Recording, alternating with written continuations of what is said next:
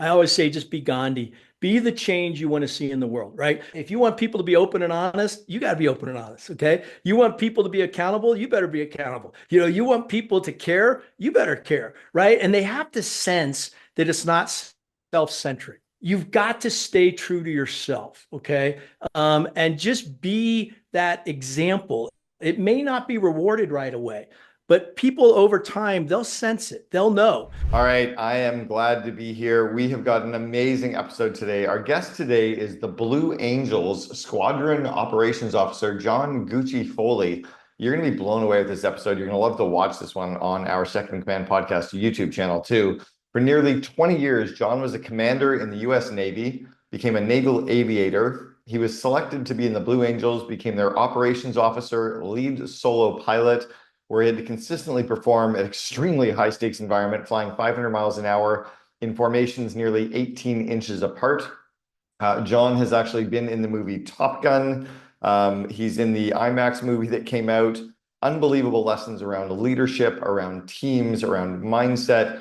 John was living the dream of being this master flyer, but he knew there had to be something more that he could do with his military background and his thirst for making an impact.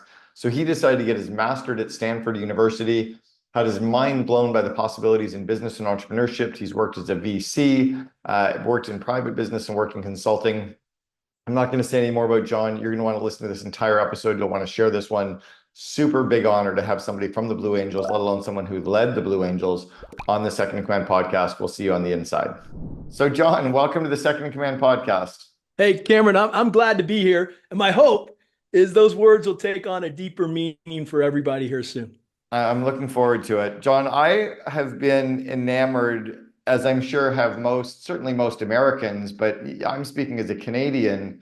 I remember going to Florida 48 years ago, because I think I was 10 years old the first time I went to Florida. And I remember seeing the Blue Angels fly near Disney World somewhere. And I was completely captivated. I was from small town in Canada. I hadn't even seen the Canadian snowbirds. And I saw these guys performing, you and your friends performing, was completely blown away. Certainly never thought I would ever meet someone who flew in those planes, let alone be able to learn from them. So I'm really, really excited to have you on the podcast. Genuinely excited to learn from you. So thank you. Hey, what year was that, Cameron? Roughly? That was 1975. Okay. Yeah, we're probably flying the A4. We just finished the F4. I have a similar story. My dad took me to air show. I was 11. Okay. And I looked up and saw the Blue Angels flying that day. And as you know, it's a visceral experience. It's not, you just don't see it. You feel it, right? You feel the jet noise, the thunder in the air, the energy in the crowd. It's like a Super Bowl on steroids. And I actually remember that my life changed that day because I turned to my dad. I was 11, and said, "Dad, I'm going to do that." And it worked out, but with a lot of obstacles, of course. But I'm glad you had that experience. And it's so funny. Most of the Blue Angels have that experience. They see it as a child. And I think that's important for life. Well, I think what we all have is that vision for something, or that visceral feeling. Yep. The reason I moved to Western Canada was I saw the mountains as a 13-year-old. I'm like, I have to live here. And 12 years later, I moved to the West Coast, and I've never looked back. But I'm curious, and I don't think anybody tells this story very often. We see it romanticized in the movies a little bit, but how do you go from being the 11-year-old kid to being, and we'll talk about the COO, but how do you go from being an 11-year-old kid just to being a Blue Angel, first off? Yeah, I'll give you the short story, but I think more importantly, it's a great analogy for business and life, right? You got to have a vision. And I think what's even more important than having a vision is you got to believe in the vision. And I think that's our job as COOs and, whatever role you're in at the time, is to not only create and help caretake that vision, but to get people to believe. And that's what I work on. Now, as a child, it wasn't hard for me. I mean, I came from a great family where my dad and mom taught me character and love. And so it was supported to reach your dreams, to dream big. It wasn't like, oh, you can't do that. It was just the opposite. Go for it. Right now. And at that point, my dad was in the Army. So I understood a little bit about the military. And I said, man, to become a Blue Angel, it's just like anything. You got to unpack, if this is your goal, what's the steps you need to get to? So for me, very simply was, hey, I got to join the military, and not just join the military, you got to become an officer. So that means you got to go to college, and you could go, why not go to the academy? So I applied to the Naval Academy, actually Air Force initially, and they got rejected.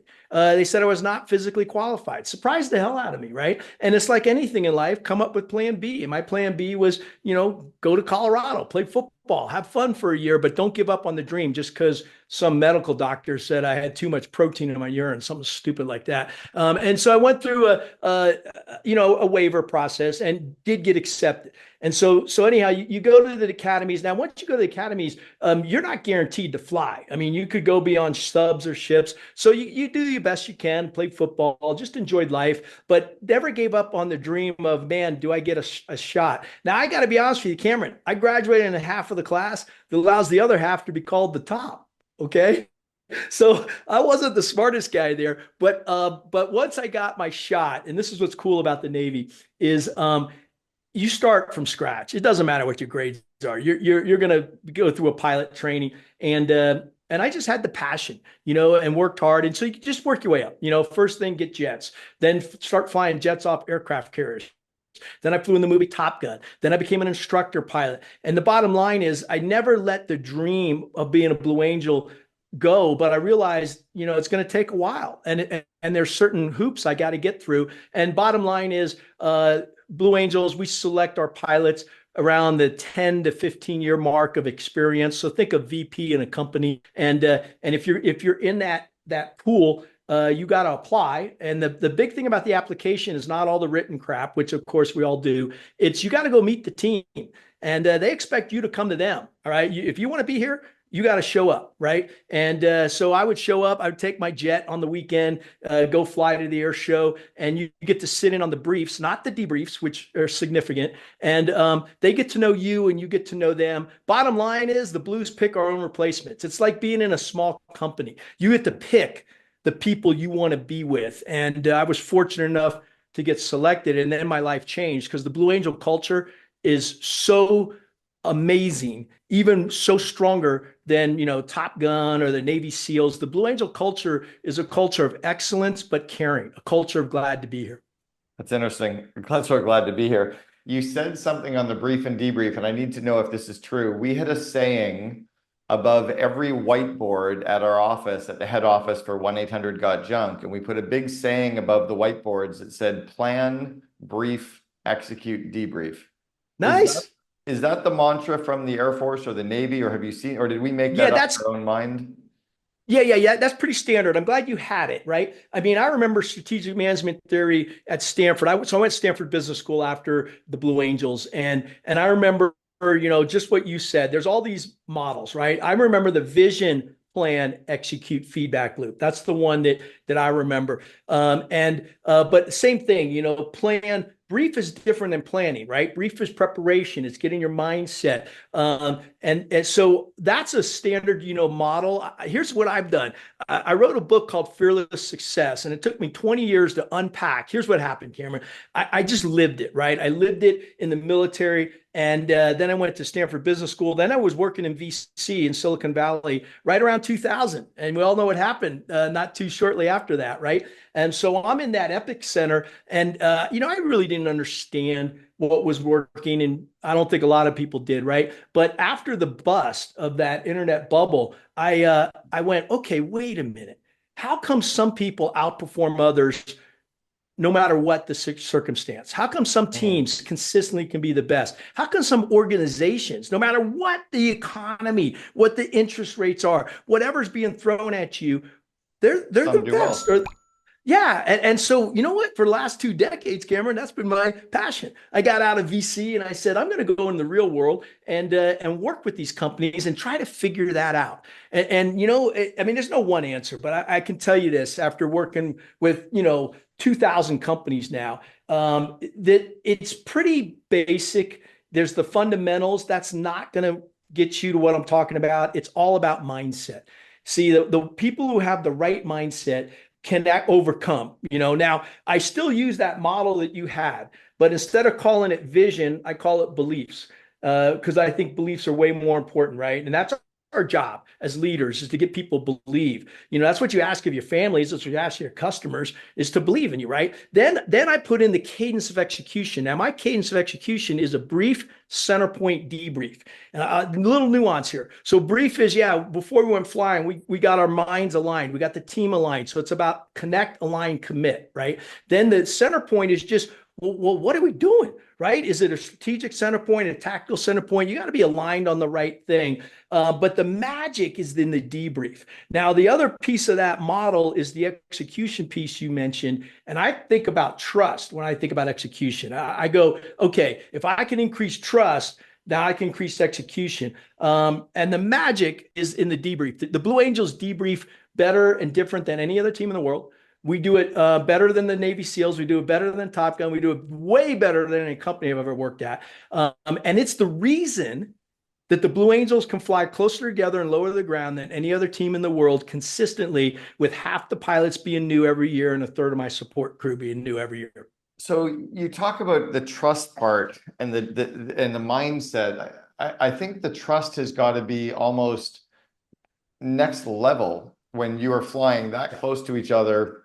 And there's literally lives on the line. It's yours. It's not like running a company where, oh, we missed the shipment by a week, or a customer's upset, or these are like people die and these are our friends. Like, how do you develop that level of trust with each other? Yeah. Is it hard to get to that level where you can just, where you can? You know what? Ironically, it's not, if you select the right people. So our selection process is incredibly important to us, and we're not looking at skills at that level. Well, I'm looking at someone who has the mission in line, who I can trust, who puts the mission over themselves. And so there's a commitment level that I need to feel in somebody, right? And they need to feel it in me. So I was never worried about dying, never worried, even though I was on the edge every day. What I was worried about was not hurting somebody else. Sure. So I didn't want my mistake to cause somebody else pain, right? And that drove me to just, be on your procedures, but also be present. So the answer to your question is, we bring in the new people, we select them for humility and the ability to trust, to learn. I want someone who's willing to learn, grow, give every single day. But the bottom line is, then you got to prove it. I can give you my trust, all right? But I need to see it in you, and you need to see it in me, and small things matter. So we have 120 training flights. There's all kinds of trust agreements that we're making, and I mean verbal and nonverbal. And we debrief, and you got to call yourself out first. You don't wait until somebody has to bring up you're late, or this wasn't at the level of our expectations. No, you got to bring that up first. And that's what builds the trust, because now I have awareness. And if someone comes up to me, and I teach this all the time, and they say, hey, I made a mistake, I was, off here, that's great, because now I go, okay, you're aware of it. Now what's the corrective action? And they should say, I'll fix it. And then you move on. I don't have to worry about it as a COO. That's huge. Yeah. I don't even know if I've ever heard that inside of an organization. I've heard of people say, oh, our company's like a family. I'm like, yeah, don't say that, because some people came from dysfunctional families. Or, we're like a sports team. I'm like, yeah, not really. There's not like an award at the end of the year, and you can't but I think I've always said it's almost like Cirque du Soleil, that we're kind of like, our lives are on the line. We have to perform at the best. But what you just brought in is a whole new layer that I've never heard of, which is the calling yourself out first. I've never heard of companies even ever saying that. No, it's what's sacred in the Blue Angels debrief is we have a process, and I've never seen this outside of the Blues, but I teach it now, and it's 4 steps, right? And that is very simple. Everybody, you go around the table, right? So, and everybody gets to, before we get into the facts, right? Everyone says, oh, get to the facts, get to the facts. Hell no. I want to know what's in your heart. I want to know how you feel first, right? So it's very simple. I need a feeling statement. Which could be very simple. Hey, I enjoyed the day. I feel good about it. Or no, I feel like we screwed up, right? I mean, I want the truth, okay? Second thing is you have to admit your safeties. And a safety is just something out of parameters. And guess who gets to set those? You do as an organization, right? But now I'm looking for awareness.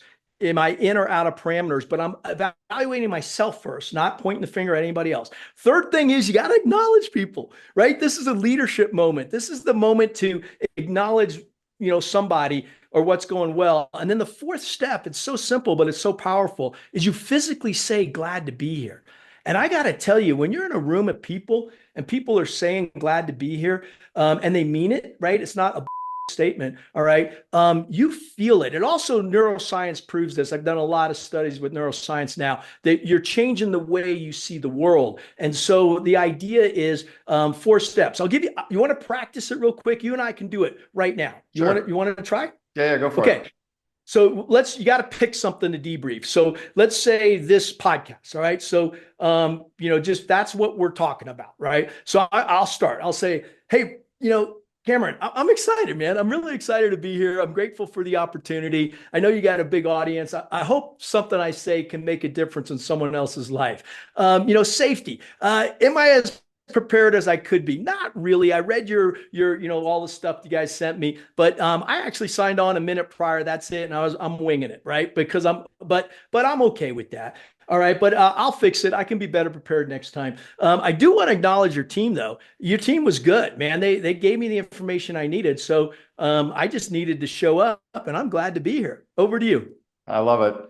I'm feeling jazzed right now. I mean, your energy is completely infectious. I can see how you were such a great leader, both with the Blue Angels and in business. So I'm feeling completely jazzed. I have to admit that I was feeling a little bit rushed or unprepared for this too. We were supposed to be in a different city today, and we decided to change plans and move to a different city in Spain. And I showed up at a fractional office space because the hotel wasn't ready for me to do my work from. So now I'm wearing a white t-shirt with a white backdrop, and wish I had a different shirt on. But yeah, I want to acknowledge Jason from my team, Torres, who's been running this podcast and prepping. He came to me and said he was super excited about you, and we're making you the feature podcast already for the quarter. So we've got a big push going on, and he chose you over all the other shows we were producing. So I want to acknowledge Jason.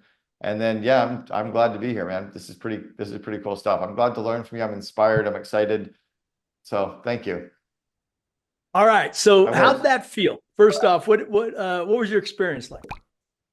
Very positive, and very safe to actually say something that was missing that we can, that I can own. I always love when the leader goes first. And so you were kind of the more senior seasoned leader, I guess, in the room, that you kind of took the risk to be vulnerable and go first, which I think made it easier for me to go. So I like that. I love it. And it also gave me some information, because when you signed on and you're in that t-shirt and your microphone's hanging down, I'm going, is this how he normally shows up? I mean, that's in the back of my mind, right? But now I know that, hey, there's a scenario around it. So see, it really gives people insights, and they need insights into your mindset more than the specifics. We'll get to that. Don't worry. Okay. Yeah. I know this is not my normal business background. Well, I was wondering about the picture behind you too. I'm going, what's that all about? But, yeah, anyhow, so it does. Here's the thing. There's five dynamics I've learned over time that you need to create in any high performance team. And if you create these, then it'll be amazing what happens. Number one, we just demonstrated it. You got to have a safe environment. And by a safe environment, I'm not talking about physical safe environment, of course. I want a psychological safe environment, and that comes from respect. So it's okay to say things that, but in a respectful way. Okay. Second thing is, you got to bring humility to the table. So it's check your ego at the door. That's my second step. Right. And what I mean by that is, I know you're good at what you do. I want good people around me, but this isn't about you. It's about how can we do this the best for the listener, right? So humility. Third one is, I want open and honest communication. Now I say that's lay it on the table. That's what you were just talking about, where we don't have any withholds. You're not holding back. You're just, hey, here's what I think, here's what I feel, here's what I screwed up, lay it on the table. Now, the fourth piece comes the accountability. With that comes accountability, but I think what's more important is the personal responsibility that you take, and you got to own the outcome. So this idea of extreme ownership, that's not new, right? You got to own the outcome of the whole team, not just your role. And as COOs, you know that you own the outcome of the operations. But the fifth one is the game changer. This is what makes it different, Cameron. And that's the glad to be here. If you can get the glad to be here in your heart, not just your head, and glad to be here is operational excellence built with compassion and love and teamwork and joy and gratitude. When you bring that into an organization, it changes everything. But you need both. You need that excellence with the appreciation and gratitude. When That's the glad to be here mindset.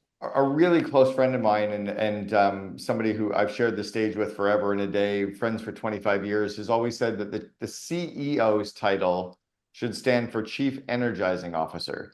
Oh, And nice. I think that glad to be here is part of that energizing that we bring into the organization. When you show up with that glad to be there, you're glad to be here mindset and energy, that trickles through the whole organization. I need to ask you a question about the Blue Angels for a second. Then I want to ask about when you were COO for the Blue Angels. This is a really crazy question, but when you're flying that quickly in formation, does it seem like you're in slow motion beside each other, or does it seem Sometimes. Okay, so here's the truth. That's going to be different for everybody, but I bet you it's pretty similar, right? No, when you're learning, you're scared shitless. It's moving, shit's moving around, and you don't get that close. You know, it's a stair-by-step approach, right? I mean, but in 90 days, we take a new pilot, new to the Blue Angels, okay, but very skilled in what they're doing, and we make them 300% better. So if you're a COO, how would you like to have a 300% increase in a quarter? Okay. We actually do that.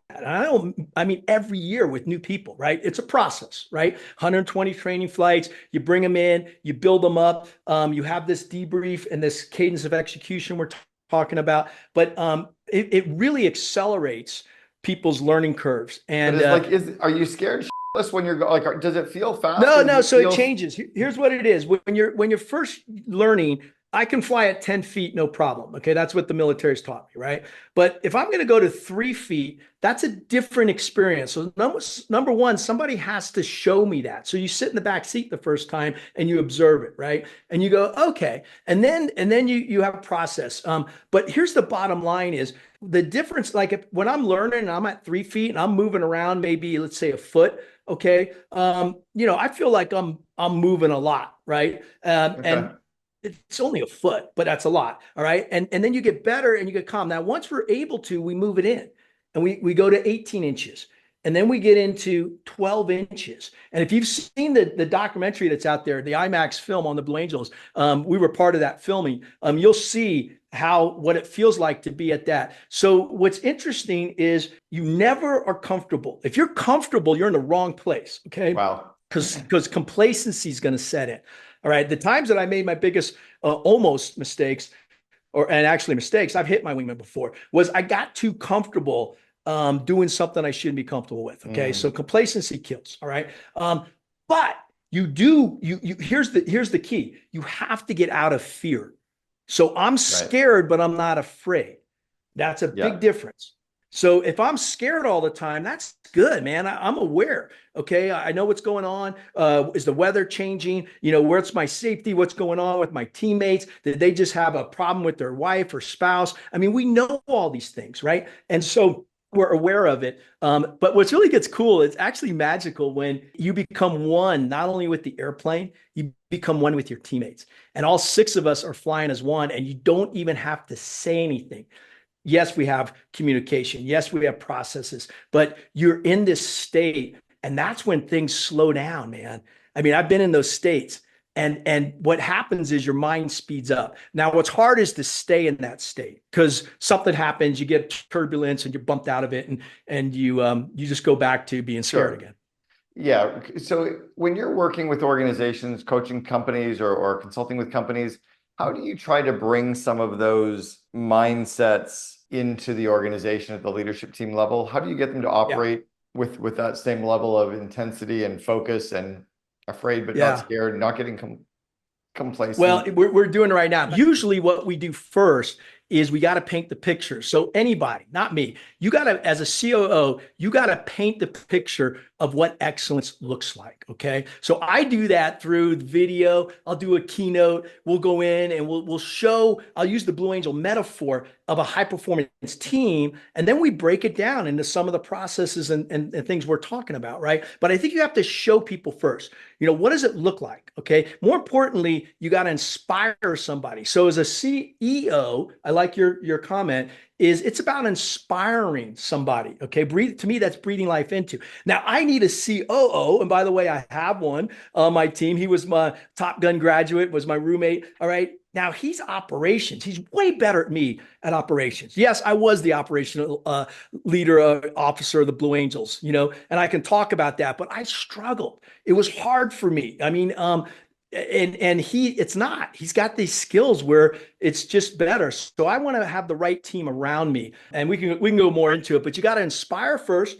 Then you got to give them a process. There has to be a path. All right, and it doesn't have to be a new path. Most companies understand most of this, right? But the key is the iteration. The key is the learning. The key is the debrief. If I can instill this learning process in, then you own it. You can go back and do it your own way, and at the end of the day, you'll see 300% improvement. So one of the reasons we wanted to have you on this podcast, clearly, I mean, to be learning from you on leadership and that you're talking about, which is amazing. I'm curious what it was like, because you were actually the COO of the Blue Angels at one point. How did that happen, and what does the COO of that organization do? What's the role?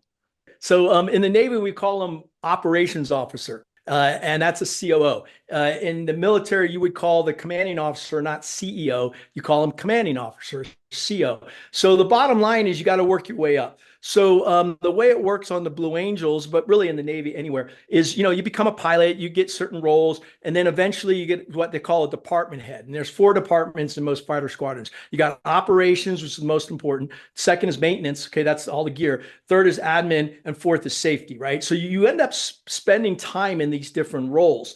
But everybody wants to be the OPSO. Why? Because you're running the organization, right? Besides the CO, right? So the bottom line is on the Blues, when you show up, I was number 6, and it's actually number 7, which is the narrator. That's an assistance ops role. Basically, I'm the point person, so I go ahead of the team. I make sure that all the crowd line is right, the FAA. I mean, you got a gazillion little jobs to do, but you're training to be the OPSO, okay? You're learning what is it like on the ground, all right? Then you become the opposing solo, and now you're just learning mastery. How do I perform the aircraft at its absolute limit? So I want mastery, but that's then the third year, and only one person gets a third year on the Blue Angels. That's the operations officer. Wow. Okay.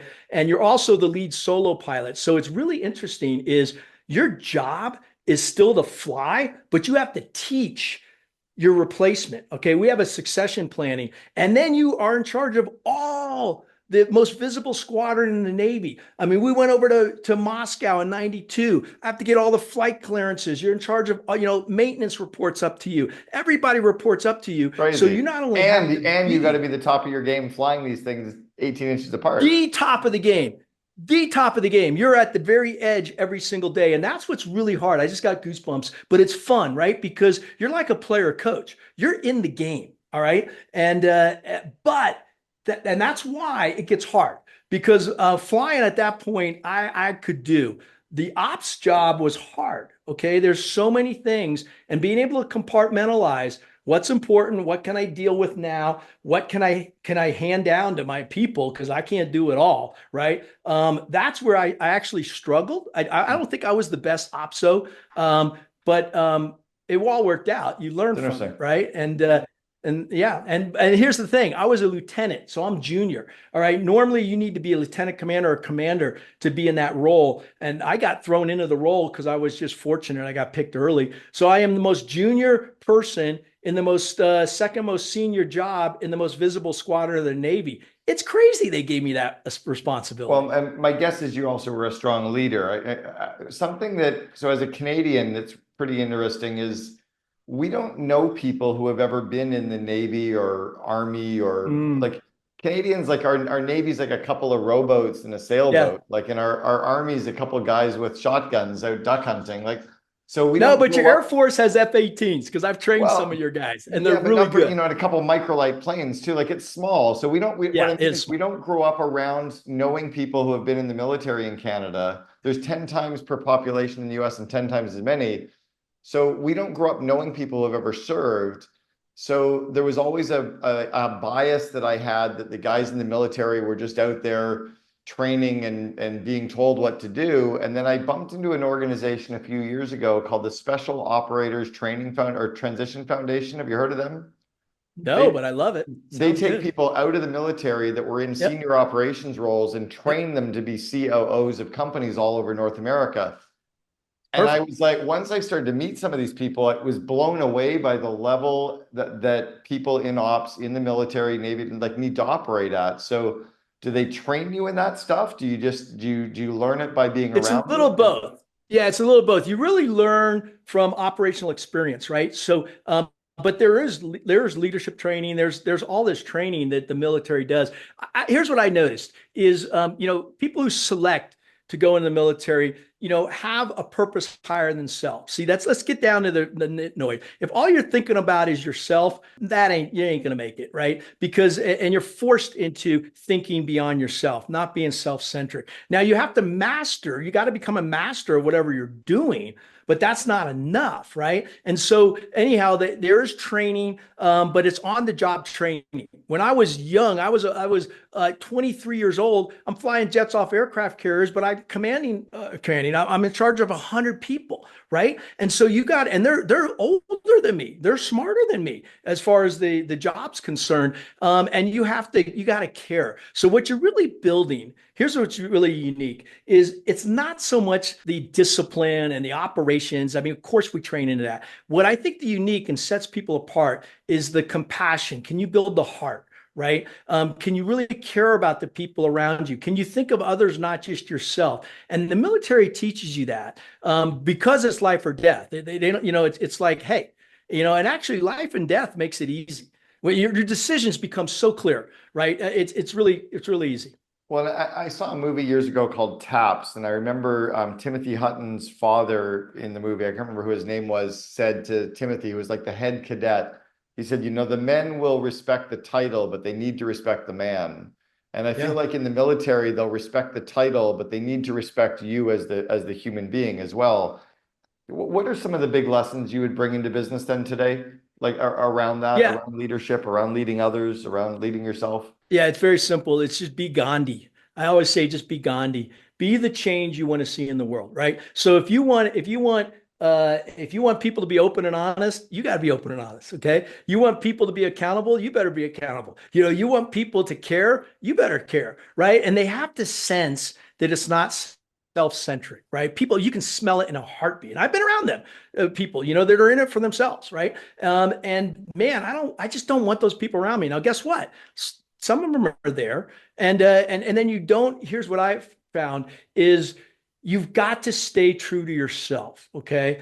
And just be that example. It may not be rewarded right away, but people over time, they'll sense it. They'll know. I applied for a White House fellowship and I had to ask for, letters of recommendation. And I got the standard one. Oh, he's doing a great job, all that crap. And then one commanding officer, he was a carrier air group commander. He hand wrote on the letter, John wears his heart on his sleeve.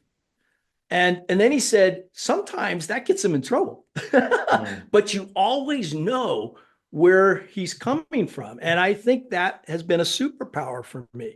And sometimes you get in trouble. Sometimes it's not easy. I think you've built debriefing into so much of the business and of the Blue Angels. I'm curious, your debriefing with yourself. What are Oh, you yeah, that's a good one. what are you working on currently to be a better leader, better man, better like to be the Gandhi, right? What are you working on as Oh, John Foley or as Gucci or call sign? Oh, I love that. Yeah, I'm writing a new book called The Glad Beer Mindset, and it's diving into this. It's the whole person. So professional, personal, spiritual is where I'm doing most of my work. Philosophy, right? And health and exercise. So what I'm really trying to do is I know how important all those components are, not just the professional piece. So my morning routine is huge. Okay, I build time in. I set my day. I have a bowing routine. I can do a Navy SEAL routine in 7 minutes that gets my body aligned. I stand on my head every day upside down. Why? Because I want to see the world differently, right? I have a meditation routine. These words, have been out there for a while, but I've molded it into not a weird thing, a very powerful way to set your day. I said I have a gratitude practice every morning. Very simple. Here, try this tomorrow. I mean, you try this. Just when you wake up, what's the first conscious thought that hits your head? And just become aware of it, right? And if it's not a grateful thought, just put it in the back of your mind and say, okay, but what am I grateful for? So very simple. What am I grateful for in the present moment? Then next thing is go back 24 hours, okay? And just think about what's happened in your day yesterday. Like if you do this tomorrow, maybe you'll think about what happened here, right? And what I want to do is I want to bring emotion into my heart. I want to say, wow, this was really fun. I loved hanging out with Cameron. He asked some really good questions. I will bring that back into my mind. And then as a leader, this is really critical. As a COO, then you got to think ahead. You got to go forward in your day and go, and I use my calendar, what am I going to be doing? But here's the difference. What does that other person need from me? How can I show up in a way that's beneficial for them? It sounds simple, but man, you do that, you will change the way you perceive the world, and therefore the world changes. I love that. All right, John, I want you to go back to the 22-year-old Gucci, the pre-Gucci, before you got your call sign. Yeah. What advice would you give the younger you that you know to be true today? Just keep going for it. It's the old resiliency question, never give up. It's okay. Setbacks are actually a blessing, right? Because they're telling you that wasn't the path you should have gone at that time. But I never give up. And I would say be kind. It's one thing to be good at something, but that's not enough. Be kind and then have fun, man. Enjoy life. I love life, man. I am living life in all its fullness. I love this. John, I'm glad to be here. We've got John Foley, who's the Special Squadron Operations. What was the title? Squadron Operations Officer for the Blue Angels in the U.S. military. Thanks so much for sharing with us on the Second in Command podcast. Cameron, what you're doing, and I just want to leave this for the COOs out there, anybody who's listening, is, pressure is a privilege, right? And you guys are in a role that you can impact a lot of people's lives. Keep it up. Bring that positive mindset, but more importantly, excellence matters. Keep it up, and I'm glad to be here. Thank you. I love it. Glad to be here too. Thanks, John. Checker has taken the 1% pledge to pledge 1% of our profits, our equity, and our product to social impact. And we are investing tremendously in fair chance advocacy and awareness. I can't tell you how life-changing it is for people, and also businesses when our like society when